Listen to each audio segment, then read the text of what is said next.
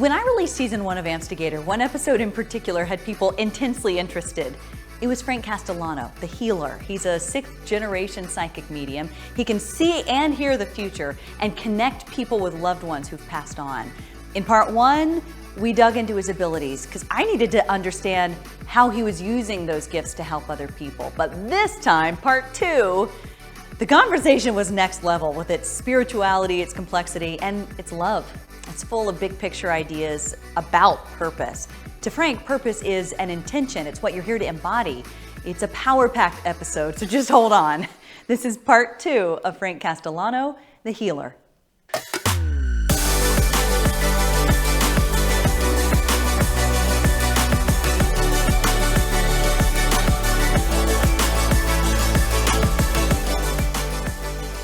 Frank Castellano.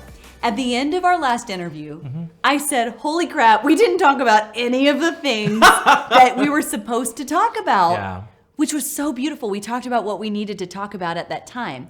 And here's the funny thing. I'm about to kick the can down the road again, because what I wanted to talk to you about and then what I actually am about to talk to you about are different. And so I haven't even told you what I want to talk to you about. So there's intention. There's intention here, and I want to go with you, and I hope that you can almost what's the word? Translate what I'm about to try to talk with you about.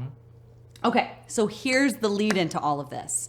This is going to be a spiritual question. Yeah. There's something about you that I'm trying to understand, but it's a question about spirituality in the deeper sense.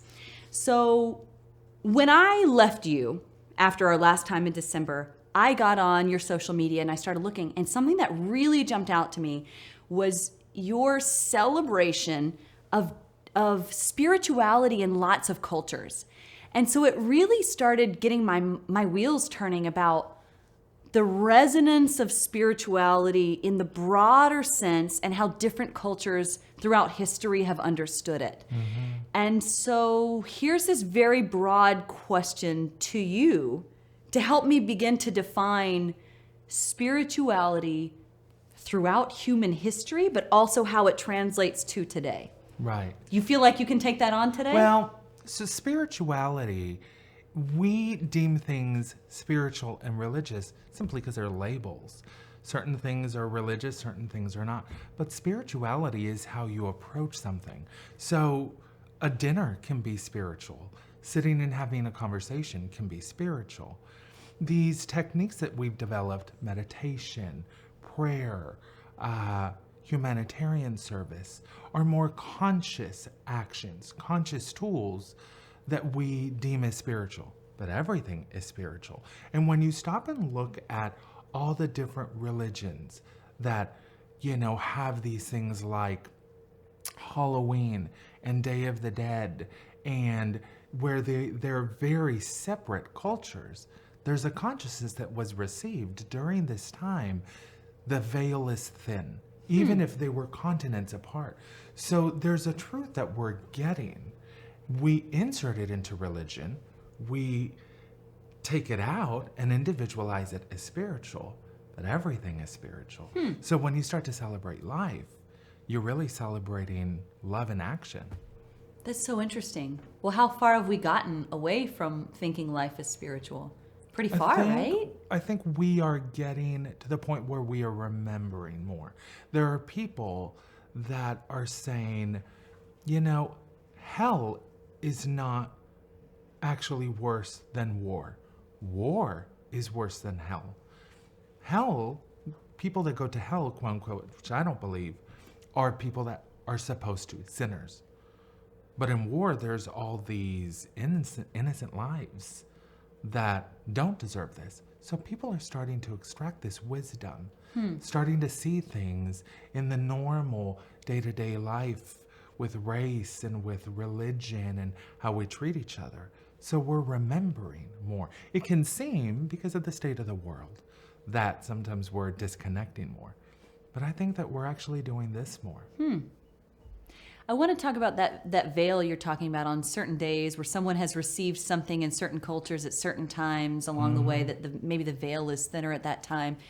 So am I understanding that something that maybe in Celtic culture that they received, I don't know, in 1302, Right. That someone within that culture received, and then they began to celebrate that day.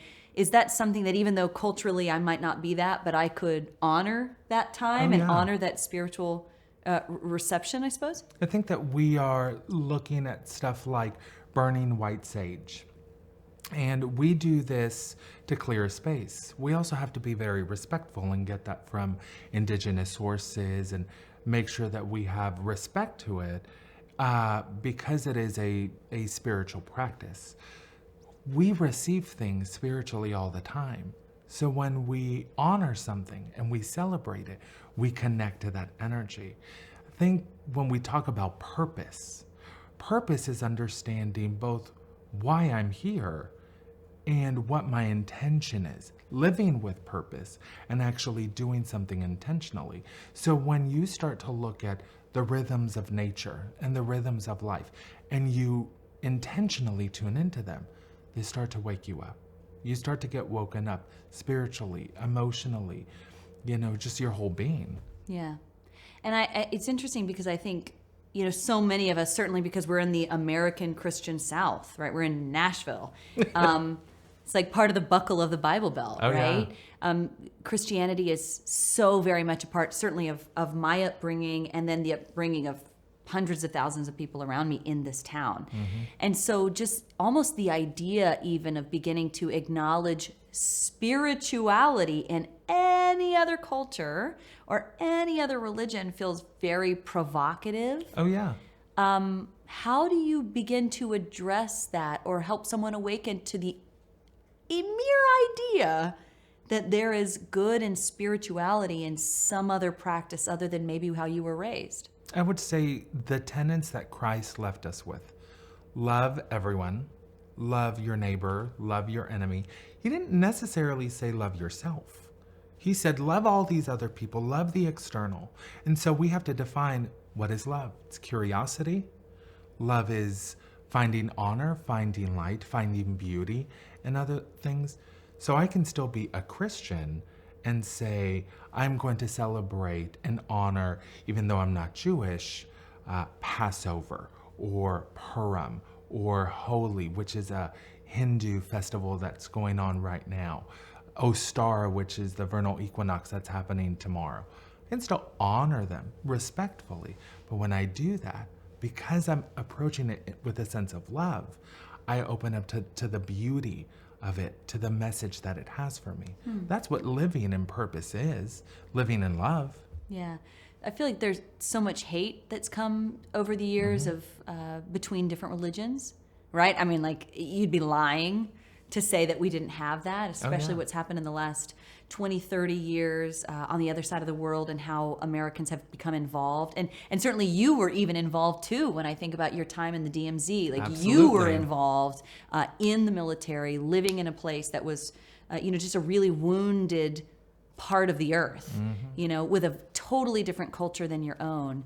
And I think we've allowed ourselves to introduce hate into that. How do we backtrack from hate and begin to then, again, come from something, a place of respect, a place of love, and begin to respect other people, other cultures? Well, the first step is take a break.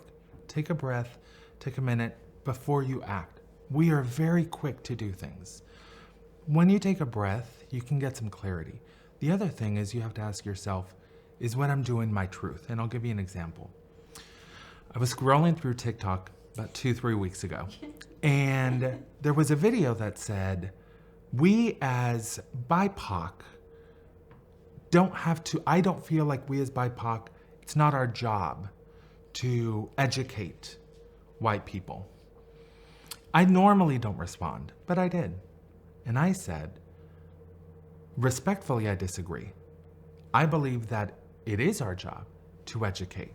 So I have a better perspective as a person of color, as a first-generation American, as a gay man.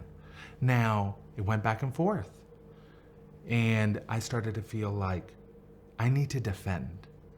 You can build tension, anger, animosity, hate when you need to defend. And you only need to defend when you lose your truth. And I went back and forth and I thought, am I trying to convince somebody? Or or am I standing in my truth? Because it's really about intention. Purpose is about living with intention and remembering what your intention is. Now, they didn't change my mind. I wasn't trying to change anybody else's mind, but my intention was to speak my truth, and that's it. When you do that, you find peace. So when we start to understand anger and animosity and tension, what is our intention? Am I trying to prove myself? Am I trying to show some muscle? Or am I just speaking my truth? Because can we really educate anybody else? Not really. We can provide the information. We can tell you our perspective.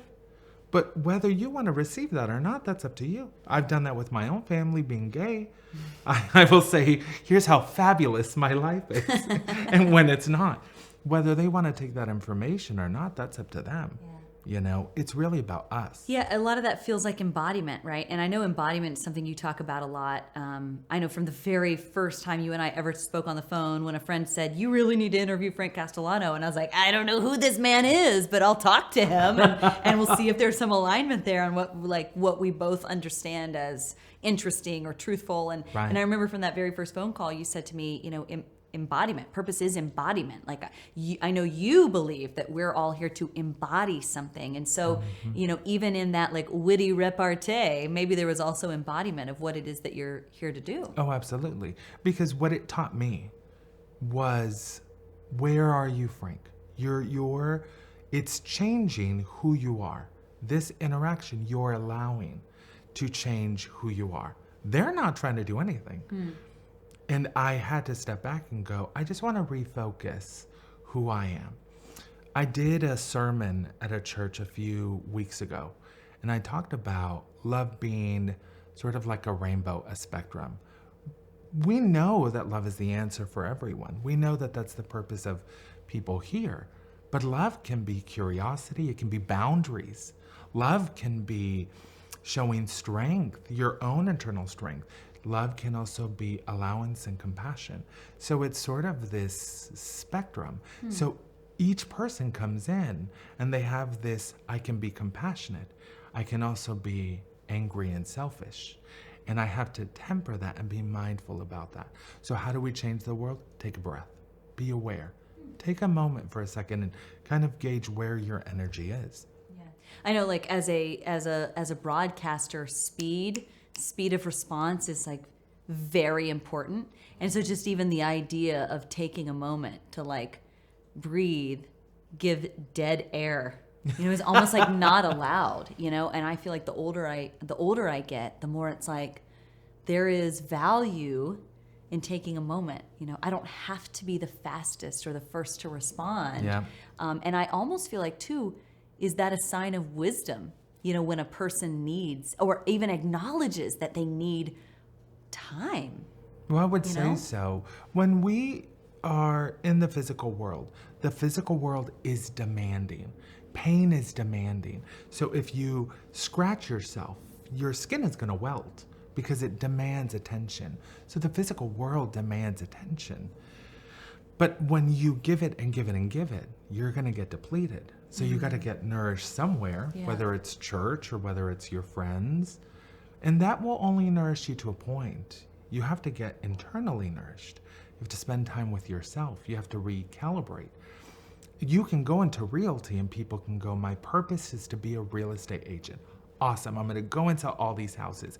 And you can do it and it can be amazing and then it'll do this. But purpose can't be physical, right? Purpose is a spiritual, embodiment's a great word for it. It's so much deeper, which is it's the naming convention of all of these episodes that I do. It's not the label. Right. No one's ever going to have the letters behind their name or the label of hey, I'm Lauren Lowry, I'm a news anchor. That's never going to be the title.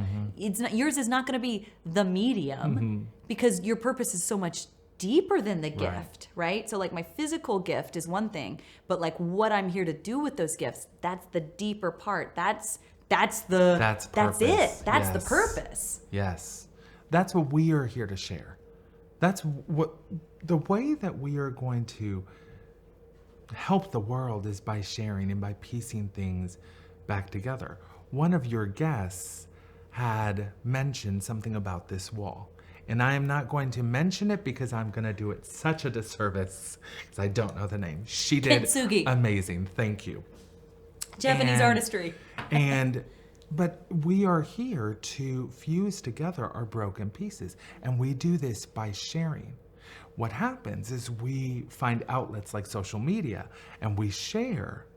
And then we give value to our response. Do people like what I said? Are people pushing against it? Your job is to share your love. That's it. Your purpose is to just be your authentic self. Leave it at that. Most of the time when I post something on social media, I don't even like the comments. You don't even look? I really should. I really should respond. People are like, are you there? Are you reading this? But my job is to just share my truth. That's my purpose. Yeah. And I wonder too, when people come to you, if someone, again, like speaking from my own experience, growing up in a very religious home, very, very Christian, very like lots of boundaries, like lots of rules, and like trying to like, venture out into the world and be a woman that can begin to create my own rules. Like that whole process has been like a very much of a learning process when you've been raised in an area that's like here's what we do, a very, very, very basic, like this is it, black and white, right? So like, how do I find my way in that? And I feel like a lot of people have that too. So I wonder, when someone says, I'm going to go see a psychic, have the reasons that people have come to see you in the recent past, has that changed, or has it always been the same? No, from my perspective, things have changed because I've changed. 20 years ago, my most commonly asked question, and not to shame anybody, was, when is my boyfriend going to leave his wife? That was a very common question. What has shifted within me is my own growth. And I guess by law of attraction, if you will, I've attracted people that want to dig more. So now I have people that are coming in and going, I've done this and it fulfilled me to this point, and I've done this. What am I missing? What do I need to heal? What is my purpose? But I believe much of it has to do with I'm drawing things in for my experience. They're drawing things in for their experience, and at a vibration we are connecting, and that's the thing that has shifted. Yeah. So do people come asking about purpose? Like, do they use those words, I need to know my purpose, or is there something else they say? I need to know what I'm supposed to be doing. I need to know why I'm not happy. Now, I do have, if I run into, I'm not a therapist, and I made a post on social media letting people know I'm not a life coach, I'm not a therapist, that's not what I do, I'm a psychic medium. I want to, clear those boundaries. But I do have people that if I know that there's something psychological, that's not my area and expertise. And you say, you need to see someone. Right, and I refer them out. But there are people that come and go, I don't know why I'm feeling this way. I'm feeling off kilter, I'm feeling empty, what's going on? And we start talking about their energetics first before we go into, and this is why you feel this. Here's what's going on. Oh yeah. So, and that's another space that you and I have not even talked about, and actually none of my guests have explored, and so I'm interested in exploring energetics with you. It's a space I know nothing about. So begin to explain energetics. What is that? So let's say that God is white light. Let's use God as pure white light. We live in the third dimension. Physics tells us this, that things can be measured, height, length, and width, right? So, like a prism. So white light goes into a prism, and it breaks down into a rainbow. Now, one thing that we know is the nanometers, the energy of the white light and the energy of the rainbow doesn't actually change. Same amount of energy. The only difference is one is focused and one is diffused. So as white light comes in through the third dimension, like a prism, it breaks into a rainbow. That is our energetic system. So we come in having a chakra system. This comes from Tantric Hinduism, and that manifests as our aura. Now, everything else, our body, the furniture, our relationships, relate to what's going on energetically. Most people will say, change your thoughts, change your emotions, and change your energy. But we're energy first. So you gotta heal your aura. You gotta unblock those chakras. You gotta do what comes up when you do that. The emotional work, the mental work. Hell, Frank, where does someone even start to do that? Meditation. Really? So sit with yourself? So all Sit the with people yourself. that have, wild self-loathing? I mean, where does that even begin? There's a part of us. Come to step one. Bring us back to step one. There's always a part of us that is going to say, that's going to call to us. That's our intuition. God gave us an insurance policy, and that's your intuition. Can't fail. You got a voice within you that's always going to be talking to you. So no matter how much negative self-talk and how much trauma you go through, you got a piece of you inside you, a diamond that loves you. You just got to chip around that and open it up. And you start by, what are you noticing? I'm noticing that I'm drinking a little bit more. I'm noticing that I'm not calling people back and not reaching out. And are you willing to change that? And that's the big question. Yeah. What are you willing to change? How important are questions? How important is that? Oh, I feel like questions are everything, right? The beauty of it is you don't even need an answer. A question is going to lead you to another question. It's going to lead you to another question. Am I asking the right questions? Wow. This is just really interesting to me because just yesterday, actually, I was being interviewed, right? Like, it's very odd for me to be interviewed. I'm always the one asking the questions. How did that feel? Really beautiful, actually, because it was a person who asked the right questions. It was someone who asked the questions that mattered. Questions. And so, it was good. But one of the questions he asked me was, by the end of the interview, he almost kind of stopped me in a statement I was making, and he said, "What is your self-talk?" And I said, Whoa. I know. And I think it was something that just popped into him because of what I was saying. He said, what is your self-talk? And I said, questions. And he told me after that, he said, I'd never heard anyone say that. He said, I'm actually writing a book on self-talk. And he's like, no one's ever said their self-talk is questions. And I was like, really? And then I really, just in the last 24 hours, so I've been thinking, does no one ask themselves questions, or is questions more indicative of where I am on my journey and my path? I would say, don't know. From my perspective, it's a level of awareness, because most of us, our self-talk is about safety. I have to do this. I have to prepare this. I have to make sure that I'm safe. I have to, don't trust this person. Eventually, we get to a place where we have an opening, when we are like, this is not enough. I'm not feeling good. I'm not feeling happy. I'm not feeling, something has to shift. Fulfilled. And when you do that, you open up that door to the questions. So something within you shifted. And that's beautiful. I think that we don't celebrate ourselves enough. We judge ourselves to God's no end, but we got to celebrate ourselves and allow ourselves to be like, you did amazing work. Good for you, Yeah, I love that. Do you ever celebrate yourself? I'm just curious. Oh, yeah. What does celebration for Frank Castellano look like? I like to take my time. I'm very selfish with my time. So I like to spend time with things that I enjoy. If I don't enjoy something, I'll say, all right, I gotta go, see you later. And I make no excuses. I'm very good with boundaries. And I like to take time to listen. Yeah. I listen without distraction, in the shower or when I'm sitting in my office, or I like to really just listen. Well, I mean, and listening is very important for you because it's part of your gift, right? I mean, that's like one of the many things that you hear. And then when it gets really loud, then I make noise. Yeah, or turn on something to distract the noise. And if people, I'm like, if anyone's listening to this, just go to the Healer Part 1 and you'll understand how Frank's gifts work. I want to ask you another question because I just find this very interesting. You also are someone who really celebrates astrology, and I feel like, is that also kind of going back to the conversation we were having earlier about these cultural understandings of spirituality, this cultural time when the veil was very thin?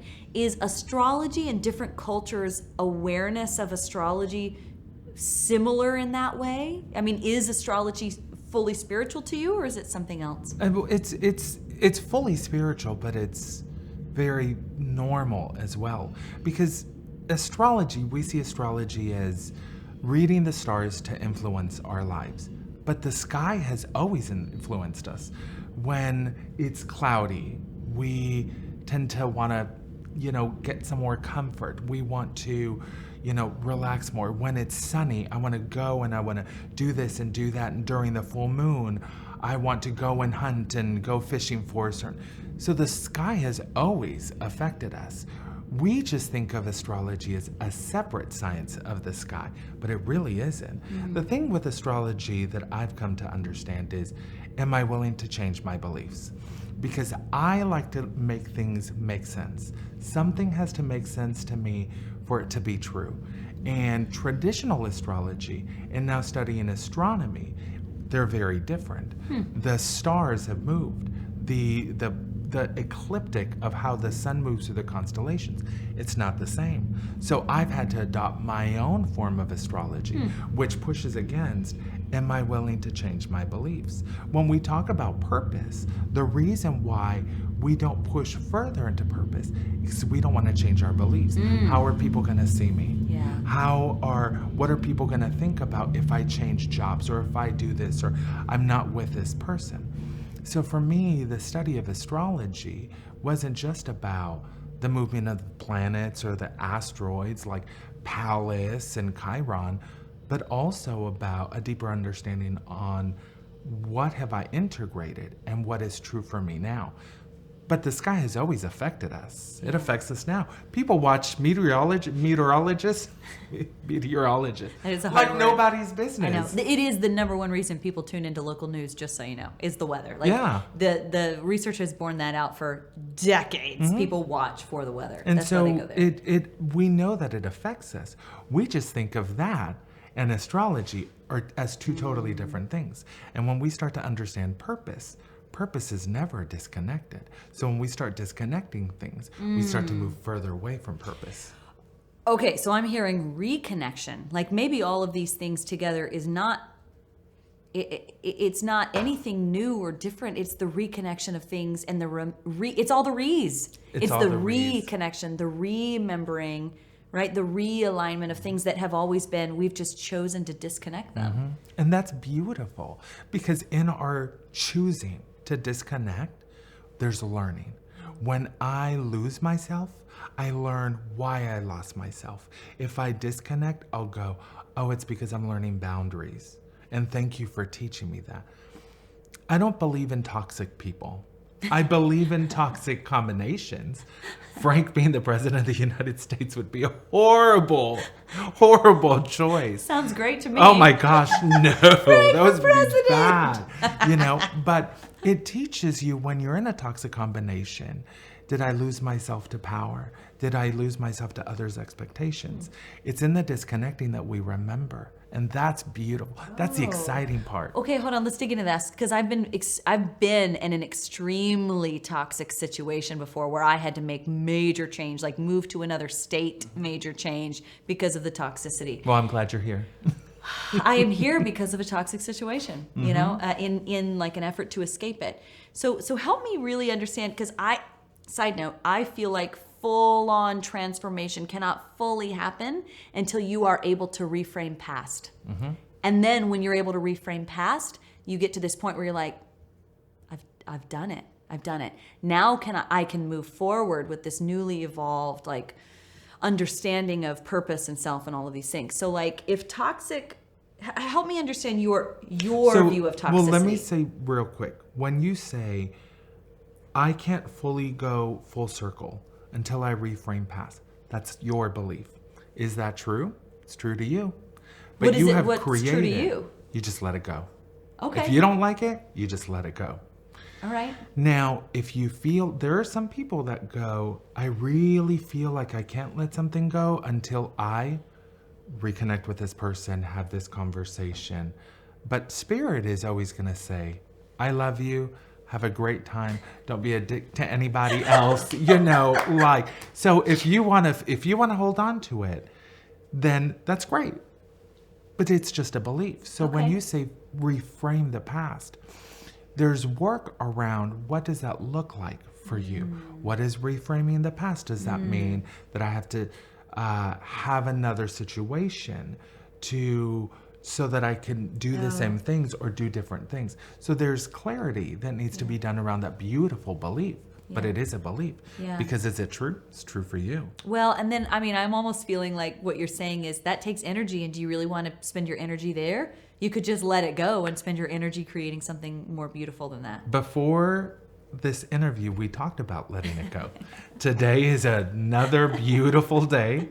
And whatever happened yesterday and the day before and the day before that, and the day before that happened. And what's going on tomorrow hasn't happened yet. It's interesting that you would take that view mainly because one of your gifts is connecting people to people who have passed. I know. Right? And so a lot of people want closure. Or maybe they get closure not even knowing that they needed that kind of healing and closure. And they come to you and they're like, oh, you just healed something in me that I didn't know needed to be healed. So it's interesting for you to say, like, just to hear you say, like, let it go. Oh, yeah.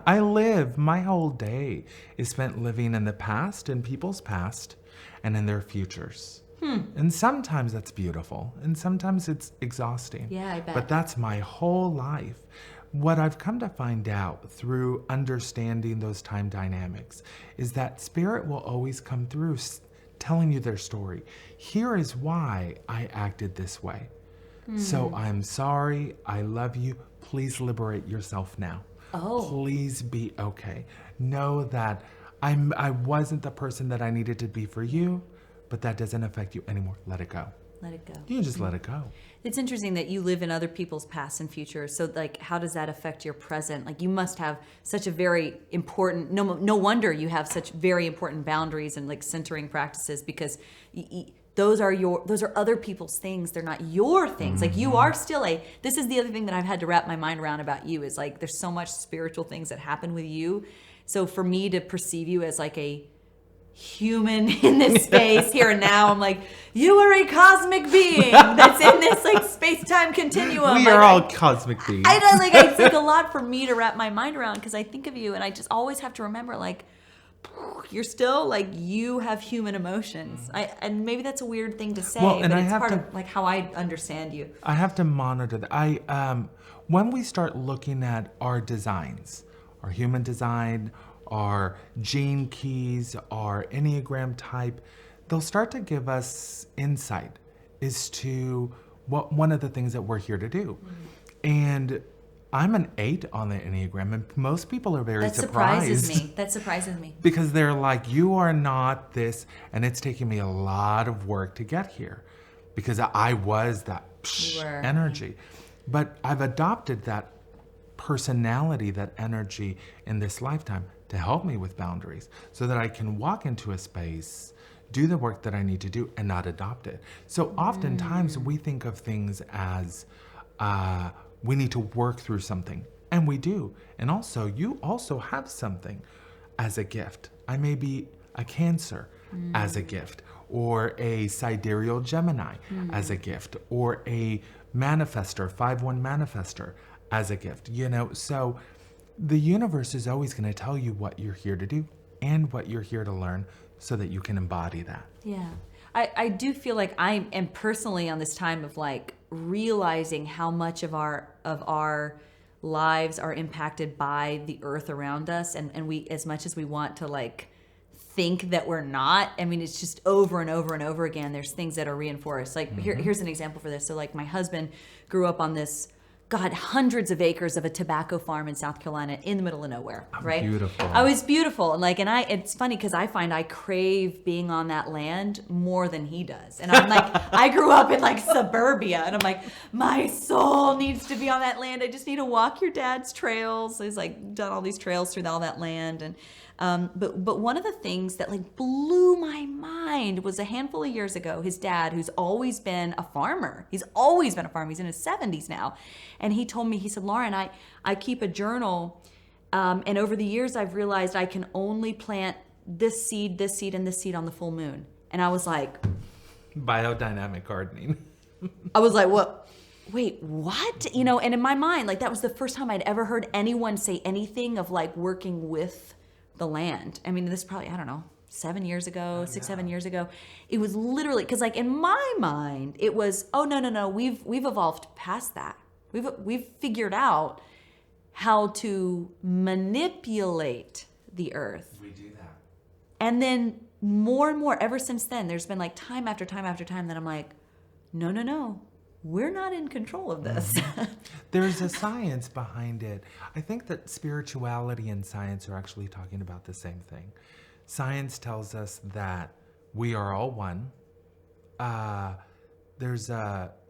had this field of relativity, and what he wanted to explain was, is there a place where we all connect? Do all dimensions connect at one particle or at one time? Well, spirituality says the same thing. God connects us all, no matter who or where you are. And in a sense, you put something on social media and it's going to be there to anyone at any time, at any place who has access to that. But there's a science to, you plant something, the full moon affects the water, affects the absorption. And when we listen to nature, to our own nature, not necessarily to our ego nature, but to our spiritual nature, it's going to wake you up, because there's a cycle to things. Wow. There's a rhythm to things. Yeah, I'll never forget, there was a very specific point at, how old was I? I think I was 22 or 23, and I was in a terrible work situation. Let me just tell you, this is a theme across my professional life. It's like, looks like everything, because like I'm in this field, right, where everything has to appear like everything's okay, but like whatever happens behind the scenes, nobody cares, right? But in this like professional time, like, behind the scenes, everything was terrible. Yep. And I remember my husband, he was not my husband at the time, he was my boyfriend at the time, and because he'd grown up on this farm, and because he'd grown up with his hands in the dirt, he taught me how to plant vegetables. Now, please, like this is so simple, right? And I will never forget being in his backyard, being like 22, and he's like, "We're gonna plant vegetables." And like, it was a time in my life where life was terrible, but I kept looking at these seeds, and I was like, "You put this truly." I'm like, "You put the seeds in the dirt, you water the seeds, and it grows." And I'm like, it's so simple. There's a divine potential there. This is a miracle. And it was like this thing over and over again, because I kept saying like, I am planting seeds in what I'm doing and nothing's coming back. And so like professionally, it felt like it's all wrong. This is all wrong. I can look, and I felt real grounding and truth in looking at this, like, here's a seed, here's the dirt, it grows, it nourishes. And I kept saying that to myself, like, this is real. What's going on with me in this like real physical sense is not real. It's real, but this is not real life. This is not real life. And so like, it's beautiful to like hear how the earth, us and the earth, like we can have this cyclical, beautiful giving and receiving understanding that to support life. Well, and right now I think we're in an intense time from an astrological sense. Pluto did a return. What that means is Pluto was in its original position, came back to its original position when America was created. July 4th, 1776, Philadelphia. They signed everything. The sun sign of America is a Cancer. And so Pluto made its return, which means major transformation. We're in the year of the water tiger in Chinese astrology, so it's very volatile.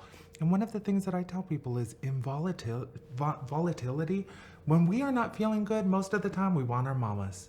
Most of the time we want to go see mom. And what is Cancer? Cancer is like mother. It's mother Cancer energy. Yeah. And so oftentimes when things are bad, go outside, get into the dirt. The dirt Mother is Earth. your mom. Oh, wow. So there are these divine potentials within us and this wiring that knows what to do. Oh. We just resist it because we have judgment around it. What are people going to think when I'm out there planting stuff? I'm not supposed to be doing that. It's not successful. We have these judgments. I've heard someone say before, actually it was a past guest in season 1. She had told me like, when I have a hard day, she's like, I go home, I take my shoes off and I just walk around. She's like, why do you know, I need to feel the earth. And she said, why do you think we love the beach so much? You know, people are barefoot on the sand. Like, it's the only time we're connecting to earth. And I was like, oh, wow, I'd never thought of it that way. And so, I mean, it's interesting to think of that, like, you have a bad day. All right, let's try something else. Let's maybe don't open the bottle of wine. What if you go outside and just walk around or sit or lay in the grass, like connect to the earth? That's what an interesting idea. In embody energetics, your feet represent spiritual understanding because they stand under you. They connect you to the ground. Feet are sacred. It was this whole, you know, Moses, take off your shoes. This is sacred ground. And Jesus, I mean, God, who was it? Mary, who Mary like and Martha washed his feet. So feet represent understanding. So when you are not in your right place, take your shoes off, go for a walk, go outside. It doesn't even have to be outside. You can do it in your condo, your apartment. Oh, Frank, I Isn't that love amazing? it. Before I let you go, is there anything else that you feel like you need to share today that needs to be said? I would say you're never off your right path. That can never happen. You are always where you are supposed to be. Sometimes that feels great when you win the lottery. It's amazing. This is supposed to happen. When you're going through a breakup, when you're going through grief, when you're going through death, doesn't feel that great. But there's a process out there, a divine process where you can't really F up at all. And I would say the other thing is purpose is both a noun and a verb. It is how you do something. You do it with purpose. You do it with intention. And it's also what you're looking for. It's our driving force to understand ourselves. So if you start to understand, I'm where I'm supposed to be, but I also don't feel purpose. Okay, then there's a missing piece because I'm where I'm supposed to be, but I don't feel purpose. But everything is purposeful. So what am I not asking? Yeah, what questions. am I not? Questions. Yeah. Because you're always where you're supposed to be. Yeah. Purpose is in the present moment. Frank Castellano. I just love you. Thank you for having me. I just love you. I mean, maybe we'll do part 3 next. Maybe. You're giving me a hug. Thank you. Oh. You're the best. I know. So are you. Here, watch your little head. So what'd you think? Tell me in the comments below. Like it, share it with someone who needs to hear it. I'm adding new videos all the time to help you reconnect with self and then prepare for purpose. And since you're here, I've gone ahead and linked my playlist, the episode Amplified. It gives shorter clips from each episode, still though very much power-packed with encouragement. It's all right here. So thanks for watching, and I'll see you next time.